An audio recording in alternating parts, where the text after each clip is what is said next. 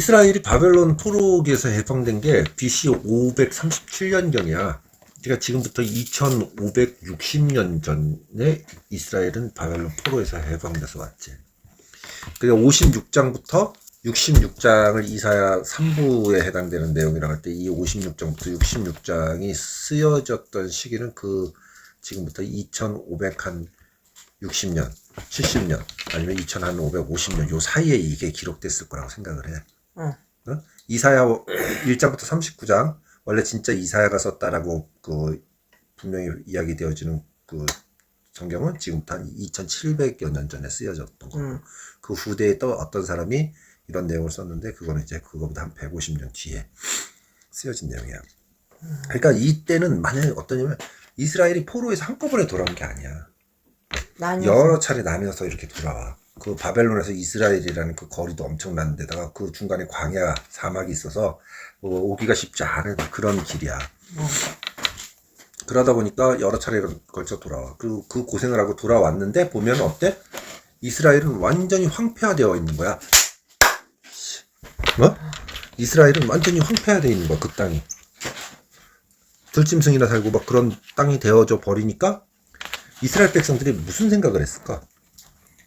왜 우리 열심히 하나님 믿었는데 이 모양이 됐지? 이런 생각들을 하게 되는 거지.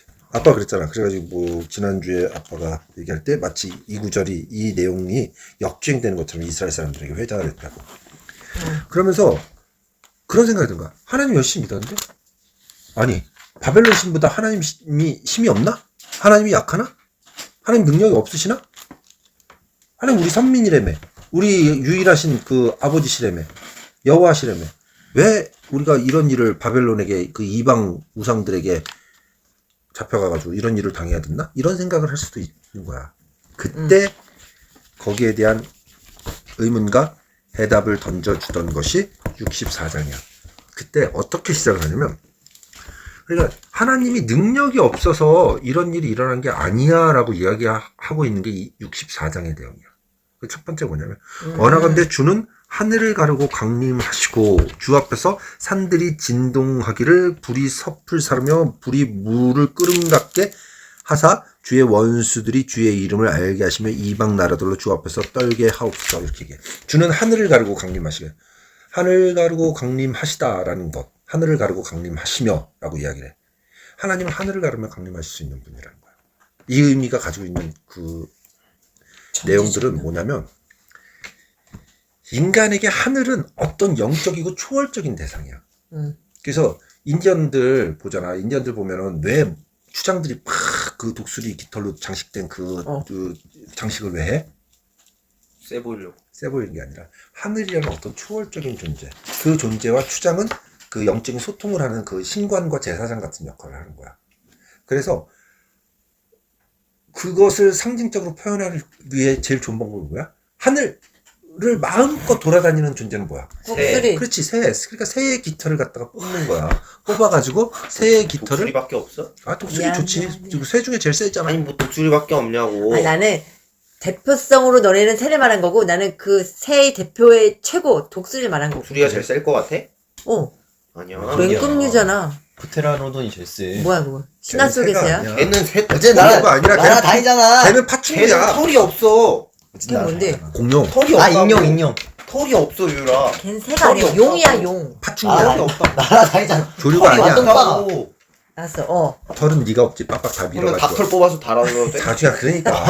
그래서 새의 깃털을 갖다가 그건 미신이야. 깃털을 갖다 장식을 한 거야. 왜냐하면 이것을 통해서 하늘과 어떤 소통을 하려고 하는 거야. 니네 곡성이라는 영화 봤잖아. 봤는데. 봤어.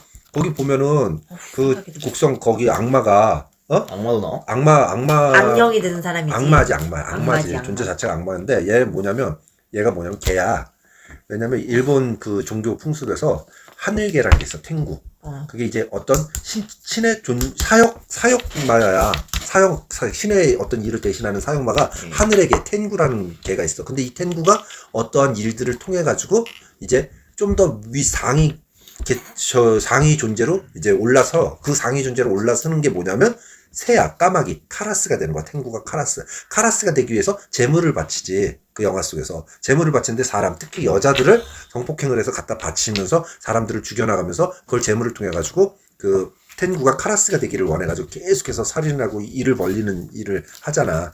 그래서 곡성이라는 영화 첫 장면을 보면 막 가가지고 무슨 사건 난 집에 가는데 방 안에 그 새 둥지리가 쫙 있잖아. 그러니까 어떤 인간들이 하늘이라는 존재를 그 어떤 영적이고 대단한 그런 존재로 여겨. 그래서 이제 깃털도 장식하고 그랬다고. 그랬는데 어때? 하나님은 인간이 생각하던 그 영적이고 초월적인 그 대상을 가르신다. 가르시고 강림하신다는 거지. 응? 그 있잖아. 한번 오늘 갈라볼까? 집중해. 무슨 얘기인지 알겠어? 하나님 그런 분이야라고 이제 이사야서 64장에서 시작을 해. 능력이 없는 분이 아니야. 무능하신 분이 아니야. 하나님은 그렇게 하실 수 있는 능력이 있으셔. 그리고 나서 주 앞에서 산들을 진동시키시는 분이다라는 거지. 산이라는 거는 인간에게 어떤 의미가 있을까? 산은 낮아 높아. 높지. 높다라는 건 어떤 것이냐면 권력이 있는 사람은 높은 곳으로 올라가려고 그래. 왜냐면 높은 곳으로 올라가서 내려다보는 거야. 권력을 가진 자의 로망이야. 왜 그 고층 건물들을 고대의 산에다가 신전을 짓고 하는 것은 그만큼 힘과 권력을 과시하기 위해서야. 왜냐면 지금처럼 어떤 중장비나 건설 장비가 발달하지 않은 시절에는 그걸 다 사람 손으로 옮겨야 돼. 그러면 위치 에너지를 높은 곳에서 낮은 곳이 아니라 낮은 곳에서 높은 곳으로 올리려면 어마어마한 위치 에너지, 그 에너지가 필요해. 그 에너지를 끌어낼 수 있는 존재, 곧 그것이 힘이고 그 노동력을 들어 쓸 수 있는 존재라는 거죠. 그래서 피라미드를 더 높이 쌓을수록 더 권위 있는 자가 되는 거야. 신전들도 높은 산 위에 올려놔. 그런 거거든. 그래가지고 그 신전들이나 뭐 어떤 그런 권력 이런 것들을 이야기하기 위해서 돌 석상들을 막 산으로 끌어 올려놓는 거지. 우리나라 고인돌도 큰 고인돌을 갖다가 놓고 그걸 고인돌을 갖다가 끌어올려 가지고 한다라는 건 그만큼 족장의 권위나 그것을 행하는 사람이 자기 힘을 과시할 수 있는 거거든. 그지. 근데 그 산들을 어떻게 진동시킨다는 거지. 인간이 가지고 있는 힘, 권세 또 어떤 신적인 존재의 그 높은 위상들을 하나님은 무너뜨릴 수 있는 분이다라고 얘기를 하면서 이사야 64장은 이야기를 다룬 거야. 하나님이 무능해서 니네들이 그런 일을 당한 게 아니야. 하나님은 엄청난 능력이 계셔. 근데 니네들이 그런 일을 당했어. 이유는 뭐냐면 너희들이 죄를 범해서야. 죄를 범해서야라고 이사야는 딱 이것을 이야기를 해. 근데 어때? 공의를 해. 우리가 범죄함으로 주께서 진노하셨사오며 하면서 5절에 이렇게 하지. 우리가 범죄함으로 주께서 진노하셨으며 이 현상이 이미 오래되었으니 우리가 어찌 구원을 얻을 수 있으리까. 우리는 무릇 다 부정한 자 같아서 우리의 의는 다 더러운 옷 같으며 우리는 다 잎사귀같이 시들므로 우리의 죄악이 바람같이 우리를 몰아갔나이다 라고 얘기해. 이유는 뭐냐면 하나님이 능력이 없어서 너희가 바벨론으로 끌려간 게 아니라 너희가 다 범죄했기 때문이야. 이스라엘에게 일깨워주고 있는 거지. 구약 성경의 핵심은 뭐냐면 하나님이 천지를 창조하셨고 인간은 죄를 범했다는 거야. 구약 성경은 관통하고 있는 주제야. 그래서 인간은 죽을 수밖에 없어. 천지를 창조하신 하나님 앞에서 그 하나님을 빼앗겼기 때문에. 그래서 구약 성경에서 어떠한 그 잘못된 원인이나 어떤 질병이나 고통의 문제들은 인간의 죄를 범했기 때문에 겪게 되어지는 것으로 생각을 하고 있는데 이것이 신약으로 와서 예수님으로 와가지고 이게 어떤 니네들 여기 요즘 이야기하는 말로 특이점이 와버릴 거야. 예수 그리스도를 통해서 특이점이 와버렸어. 다 그렇게 생각했는데 그 예수님이 소경 눈뜨기 한 사건 기억해? 어떤 사람들이 예수님을 시험에 빠지게 하려고 날 때부터 소경된 자를 데려와 바돌로메를 데리고 와가지고 얘는 날 때부터 소경이 됐는데 이거는 얘의 죄입니까 아니면 얘 부모의 죄입니까? 라고 묻는 거지. 왜냐면 그런 고통의 문제를 다 인간의 죄의 문제로 생각을 했었거든. 그러니까 예수님이 뭐라 그래? 이거는 부모의 죄도 아니고 그의 죄도 아니고 아버지께서 아직 이 일하심을 나타내려 하심이라 하면서 그 소경의 눈을 띄워주지. 기억이 안 나? 알아. 기억나. 있어. 알아. 그런 거지. 그래서 예수님을 통해 가지고 우리의 고통의 문제가 죄가 우리의 고통의 문제를 이렇게 수렴하지 않고 예수님을 통해서 그것이 새로운 회복으로 나타난다는 거죠. 그 죄의 문제를 하나님께서 해결해 주심을 통해서 하나님께서 살아계시고 일하고 계시고 우리와 함께 하심을 나타내는 방법으로 이제 신약 성경에서 예수님을 통해서 이게 전환되는 포인트가 되는 거야. 예수님. 자, 근데 특이점.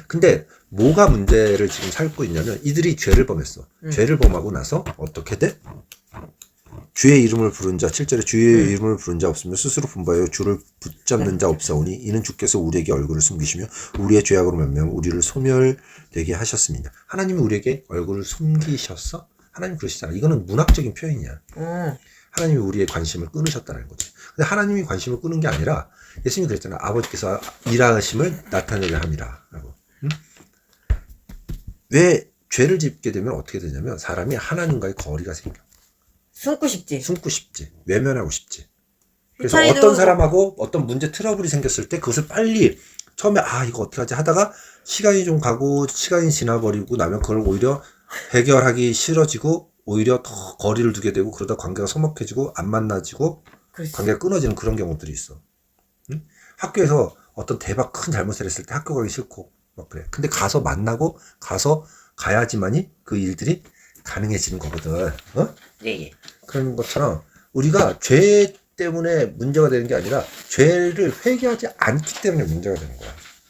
맞아. 회개하고 용서를 구하고 그것을 통해서 이 회개한다는 이 자체를 통해서 그 관계의 회복을 계속해서 가져가려고 해야 되는 거야. 아멘.